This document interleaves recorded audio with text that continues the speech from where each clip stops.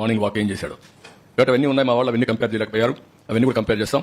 విశాఖపట్నం, ఒంగోలు, తిరుపతి, చిత్తూరు ఒక case study అంతవరకే ఇవ్వగలిగాం. అదే మరి కొత్తగా ఒక మెథడ్ ఎస్టాబ్లిష్ చేశారు. హౌస్ సైడ్స్ పేరుతో ఎక్కడికక్కడ ఇష్టానుసారంగా అధికార దుర్వినియోగం చేసి అక్కడుండే భూమిని ముందే వెళ్ళుకుంటారు. ఒక స్మాల్ ట్రాన్సాక్షన్ చేస్తారు. ఆ ట్రాన్సాక్షన్ అబ్నార్మల్గా చేస్తారు. అదే మార్కెట్ రేట్గా చూపిస్తారు. దానికి 2.5 times డబ్బులు ఇస్తారు. అంటే ఇది ఒక పెద్ద ఫ్రాడ్ చేసే పరిస్థితికి వచ్చారు. అవి కూడా ఎక్స్ప్లెయిన్ చేస్తాం కొంత వరకు. ఇంకొక పక్కన వీళ్ళ ఆఫీసులకి ఇచ్చేటప్పుడు అన్ని ఆఫీసులకి ఇవ్వాలి. ఇక్కడుండే మీడియా కూడా మీకు కూడా ఎస్టాబ్లిష్ చేయలేకపోయారు. 22 ఆఫీసులు, 41 ఎకరా ఎక్కడికక్కడ ఒక అడ్వాన్స్ ప్యాలెస్లు కట్టేసే పరిస్థితికి వచ్చారు. ప్రజాస్వామ్యానికే గంతలు కట్టే పరిస్థితికి వచ్చారు. మీ అందరూ కూడా ఎవరు ఎక్స్పెక్ట్ చేయనటువంటి పరిణామం తీసుకొచ్చారు. ఇంకొక పక్కన అసైన్మెంట్ ఆఫ్ ల్యాండ్ అనర్హులకి, వీళ్ళ కార్యకర్తలకి, వీళ్ళ ఎమ్మెల్యేలు, వీళ్ళ బినామీలకి ఇష్టానుసారంగా అసైన్మెంట్ ఆఫ్ ల్యాండ్స్ అన్ని ఇన్ఎలిజిబుల్ పర్సన్స్కి ఇచ్చారు. ఇంకొక పక్కన మీరు చూస్తే అసైన్డ్ ల్యాండ్స్, ఇది చాలా నేరం పిఓటి కింద. అలాంటి భూమిని వేరే వాళ్ళు ముందు కల్టివేట్ చేసుకుని వాళ్ళు రికార్డ్ చేసుకుంటే దాన్ని ఫ్రీ హోల్డ్ చేసి రెగ్యులరైజ్ చేశారు. అంటే ఇది ఎంత ప్రమాదం అంటే అంత ప్రమాదం. అలాంటివి చేశారు. అదే సమయంలో ఇంకా క్లాస్ రీసర్వే పేరుతో భూముల బౌండరీసే మార్చేశారు. ఇంకొక పక్క ఏపీ ల్యాండ్ టైటిలింగ్ యాక్ట్, ఇది పరాకాష్ట. ఇంకెవ్వడికి భూమి మీద హక్కు లేకుండా భూములన్నీ దోచుకోవడానికి, ఒక రాచబాటేసుకోవడానికి కార్యక్రమాన్ని ప్రారంభించే పరిస్థితికి వచ్చారు.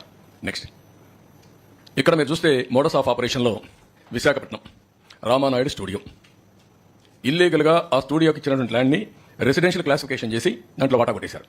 కడాన సుప్రీంకోర్టుకి వెళ్లే పరిస్థితికి వచ్చింది. సుప్రీంకోర్టు డైరెక్షన్ ఇచ్చారు. ఆ స్టేజ్కి వచ్చింది రామానాయుడు స్టూడియో. అక్కడ స్టూడియోలో నేనే ఇచ్చాను. ఆ రోజు రామానాయుడు గారితో మాట్లాడినప్పుడు విశాఖపట్నంలో షూటింగ్ చేస్తే బాగుంటుంది అనుకున్నప్పుడు హైదరాబాద్ తర్వాత విశాఖపట్నాన్ని ఒక సినిమా షూటింగ్లకు ఉపయోగించే విధంగా చేయాలని ఉద్దేశం ఇచ్చా. మంచి ప్లేస్ ఉన్నాయని అలాంటి దీంట్లో చేసే పరిస్థితికి వచ్చారు. ఇక్కడ హైగ్రీవా ల్యాండ్స్, ఇది మీరు చూస్తే 12 ఎకరాల 51 సెంట్లు. ఇది ఎప్పుడో ఆ ల్యాండ్ని వాళ్ళకు ఇచ్చారు ఓల్డేజ్ హోమ్కి. దాన్ని రెసిడెన్షియల్ డెవలప్మెంట్కి మార్చి ఎంవివి సత్యనారాయణ ఎంపీ ఓటేసే పరిస్థితికి వచ్చాడు. ఓల్డేజ్ హోమ్ కూడా వదిలిపెట్టలేదు. ఇక్కడ మామూలు భూములు కాదు ఇవన్నీ, అలాంటి గనులు అనమాట వీళ్ళు. ఇంకొక పక్క శారదాపీఠం 1 లక్ష రూపాయల ఎకరా, ఆడైతే మంచి వాల్యూ ఉంది. 40 కోట్ల 50 కోట్ల తెలియదు, 15 ఎకరాలు కొత్త వలస భీముల్లో. ఇంకొక పక్క షాహీ హీరింగ్ క్యార్ అని 1 ఎకరా 15 కోట్లు ఉంటే ఫ్రీగా వీళ్ళ సొంత సొమ్మైనట్టు దానం చేసే పరిస్థితికి వచ్చారు. నెక్స్ట్ ఇంకొక పక్క దస్బల్లా ల్యాండ్స్, వాళ్ళకి ఆ భూములు వచ్చాయి. ఆ భూములు సుప్రీంకోర్టు వరకు పోయి ఫైట్ చేసి వస్తే రాణి ఆఫ్ వధ్వాన్ అనే ఏజెన్సీ పేరుతో వాళ్ళకి లింక్ లేకపోయినా దాన్ని అపార్ట్మెంట్స్ తీసేసుకుని కన్స్ట్రక్ట్ చేసే పరిస్థితికి వచ్చారు. It is total illegal. వీళ్ళు ఇష్ట ప్రకారం బలవంతంగా ఆర్మ్ ట్విస్ట్ చేసి ఆ భూ కబ్జా చేసి వీళ్ళు అపార్ట్మెంట్స్ కట్టే పరిస్థితికి వచ్చారు. ఎంవివి ఎంపీ హౌసింగ్, ఈ హౌసింగ్ చూస్తే ఎంపీ ఇంకా అద్దె లేదు, ఏమైనా చేయించినా. అక్కడ అపార్ట్మెంట్ డెవలప్మెంట్ కోసం 10 ఎకరాల 57 సెంట్లు, ఏది కోరమన్నపాలెం ల్యాండ్ ఓవర్స్ని ట్రీట్ చేసి 0.96% ప్రాజెక్టుల షేర్. ఎక్కడైనా జరుగుతుందా ప్రపంచంలో అడుగుతున్నారు. అంటే ఎంత దౌర్జన్యం, ఎంత అరాచకం, ఎంత విధ్వంసం అంటే ఇవన్నీ పరాకాష్ట అనమాట. ఇంకో పక్క ఎంవివి పీక్ పర్మిషన్ ఎంవివి బిల్డర్స్కి ఇచ్చి టైటిల్ డిస్ప్యూట్ని ఇగ్నోర్ చేసి 65 కోట్లు PDR given out of turn ఇచ్చి, ఇలాంటి ఇర్రెగ్యులారిటీస్ నేను చెప్పేది కొన్నే చెప్తున్నా, టైం కూడా ఉండదు కాబట్టి ఇంకా రాను అవన్నీ ఎస్టాబ్లిష్ చేస్తాం. ఈ 3 నెక్స్ట్ ఇవి ఆ టైప్ ఆఫ్. ఇంకొక పక్క ఇది ఒంగోలు 101 కోట్ల రూపాయల ఆస్తి. ఇక్కడ కూడా ఎన్ని చేయాలనో అన్ని విధాలుగా ఫ్యామిలీ డిస్ప్యూట్స్ అని, unclaimed private lands, empty sites, government lands ఇవన్నీ గ్రాప్ చేసి created fake documents, fake bill, partition deed, DK patta, family member certificates, death certificates, land conversion certificates, GPA, sale deeds ఇలాంటివన్నీ చేసి అన్నీ కూడా ఎక్కడికక్కడ గోల్మాల్ చేసి మొత్తం చేస్తే ఇటీవల కేసులు పెట్టారు. అక్యూజ్డ్ 77 మంది, total fake documents 572, total victims 112 మంది, అవుట్ సైడ్ సెక్షన్ గ్రాబ్లు వచ్చి 27,610 స్క్వేర్ యార్డ్స్, వాల్యూ వచ్చి 101 కోట్ల రూపాయలు. ఇవి క్రియేటెడ్ సివిల్ లిటిగేషన్, అన్ని ఫేక్ డాక్యుమెంట్స్ చెప్పి ఇష్టానుసారంగా చేసి బలవంతంగా లాక్కున్న పరిస్థితి పెద్ద ఇష్యూ అయింది. ఇది కూడా ఇన్వెస్టిగేషన్లో ఉంది యాజ్ ఆన్ టుడే. నెక్స్ట్ ఇది ఎంత దర్జాగా చూడండి, బ్లాక్ పెట్టేసి ఇష్టానుసారంగా ఎక్కడికక్కడ కబ్జా చేసే పరిస్థితికి వచ్చారు, ప్రొక్లైన్స్ పెట్టి మరి. నెక్స్ట్ ఇక్కడ తిరుపతికి ఒక విచిత్రమైన పరిస్థితి ఉంది. ఇవన్నీ సెటిల్మెంట్ ల్యాండ్స్ తిరుపతిలో, లేకుంటే మఠం భూములు కూడా ఉన్నాయి అక్కడ. ఈ భూముల్ని ఇష్టానుసారంగా 22A ఉపయోగించి వీళ్ళు కొట్టేసే పరిస్థితికి వచ్చారు. మామూలు 1 కాదు, మొత్తం తిరుపతి, రేణిగుంట ఏరియా అంతా మీరు చూసి చిత్తానూరు ఏరియా అంతా మొత్తం కూడా డిస్ప్యూటెడ్ ల్యాండ్, ఇవన్నీ సెటిల్మెంట్ ల్యాండ్స్, ఇవన్నీ ఇష్ట ప్రకారం కొట్టేశారు. నేను కొన్ని ఎగ్జాంపుల్ మాత్రం ఇస్తున్నా. 4.5 ఎకరాలు కాలువపురం చిత్తానూరులో తిరుపతి రూరల్ మండలం. ఇంకో పక్కన 27.14 ఎకరాలు గవర్నమెంట్ ల్యాండ్ మంగళం తిరుపతి అర్బన్.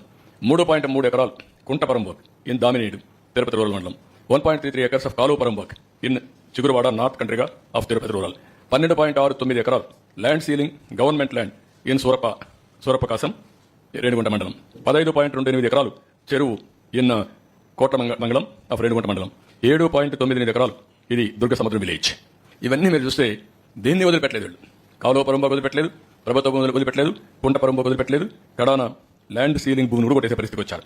అన్నిటికేంటి 22A. ఎవరి భూమి అయినా 22A పెట్టేశారు, వీళ్ళు రిజిస్ట్రేషన్ చేసుకుని మార్చేస్తారు.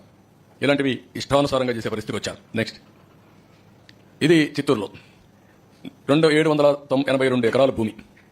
Violation of estate abolition act 1948. Combined ఆంధ్రప్రదేశ్లో నేను రెవెన్యూ మినిస్టర్గా ఉన్నప్పుడు నేను ఆలోచించేవాడిని. అప్పుడు అక్కడ ఒక ఏడీబీ రెడ్డి ఒక ఉండేవాడు, సెటిల్మెంట్ ఆఫీసర్, నెల్లూరులో ఒక ఆఫీస్ ఉండేది. ఆయన పని ఎవరికి భూమి కావాలో రాయిచ్చేవాడు. ఇదే పని అనమాట, చాలా ఫేమస్ కూడా అది. అప్పుడు నేను ఆలోచించాను, ఎప్పుడూ అయిపోయింది, ఇప్పుడేంటి ఇస్తున్నాడని డిపార్ట్మెంట్ని అబాలిష్ చేశాం. డిపార్ట్మెంట్ అబాలిష్ చేసిన తర్వాత చట్టంలో ఉన్నా కూడా ఆ భూమి చెందవలసింది గవర్నమెంట్కి. మీకు హైదరాబాద్లో ఒకటి ఉంది, ఎవాక్యుయేషన్ ప్రాపర్టీ. ఎప్పుడో కొంతమంది కంట్రీ డివైడ్ అయినప్పుడు పాకిస్తాన్కి వెళ్ళిపోయారు. ఆ భూములు ఎవరికి రావాలి? గవర్నమెంట్కి రావాలి. కొంతమంది ఫేక్ డాక్యుమెంట్స్ తయారు చేసుకుని ఆ భూములు కొట్టేసే పరిస్థితి వస్తూ వచ్చారు. నేను ముఖ్యమంత్రి అవుతాను, మీరు చాలా మంది చూస్తారు. అప్పుడు బన్వర్లాల్లో ఒక ఐఏఎస్ ఆఫీసర్ని పెట్టా. అతను ఎక్కడ చూసినా బోర్డు పెట్టాడు, this land belongs to government, any trespass will be punished. Morning walk ఏం చేశాడు, కాబట్టి అవన్నీ ఉన్నాయి. మా వాళ్ళు అవన్నీ కంపేర్ చేయలేకపోయారు, అవన్నీ కూడా కంపేర్ చేస్తాం. విశాఖపట్నం, ఒంగోలు, తిరుపతి, చిత్తూరు ఒక కేస్ స్టడీ అంతవరకే ఇవ్వగలిగాం. అదే మరి కొత్తగా ఒక మెథడ్ ఎస్టాబ్లిష్ చేశారు. హౌస్ సైడ్స్ పేరుతో ఎక్కడికక్కడ ఇష్టానుసారంగా అధికార దుర్వినియోగం చేసి అక్కడుండే భూమిని ముందే వెళ్ళుకుంటారు. ఒక స్మాల్ ట్రాన్సాక్షన్ చేస్తారు. ఆ ట్రాన్సాక్షన్ అబ్నార్మల్గా చేస్తారు. అదే మార్కెట్ రేట్గా చూపిస్తారు.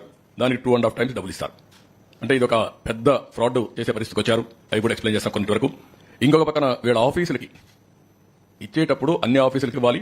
ఇక్కడుండే మీడియా కూడా మీకు కూడా ఎస్టాబ్లిష్ చేయలేకపోయారు. 22 ఆఫీసులు, 41 ఎకరా ఎక్కడికక్కడ ఒక అడ్వాన్స్ ప్యాలెస్లు కట్టేసే పరిస్థితికి వచ్చారు.